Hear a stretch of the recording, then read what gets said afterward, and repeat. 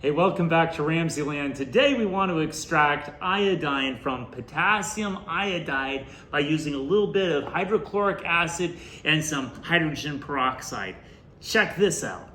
Okay, all you need for this reaction is 12 grams of potassium iodide, about 10 milliliters of distilled water, 10 milliliters of hydrochloric acid, and some 3% hydrogen peroxide, some filter paper to filter off your iodine at the end, and a spatula, and of course a flask with a filter attached to a vacuum pump. The first step in this reaction is to add your distilled water to your potassium iodide. Okay, once you can see that the potassium iodide is dissolved in your water, you're ready to add your 10 mils of hydrochloric acid. And as you do this, what you're really creating is an equilibrium reaction.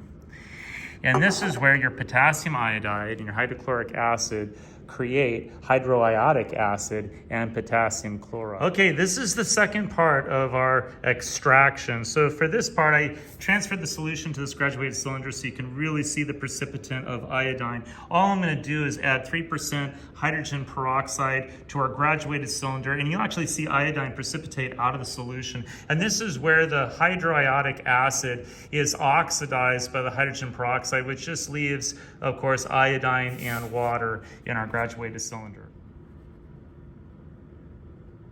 Right away, you can see that iodine starting to precipitate out of the solution. Isn't that amazing? All I'm doing is just oxidizing the hydroiodic acid with hydrogen peroxide.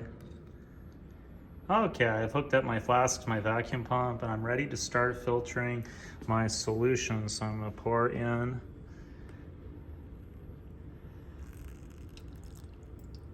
my solution and I'm gonna start filtering it with my vacuum pump. Okay, after washing this and trying this several times, this is our yield of elemental iodine in RamZland.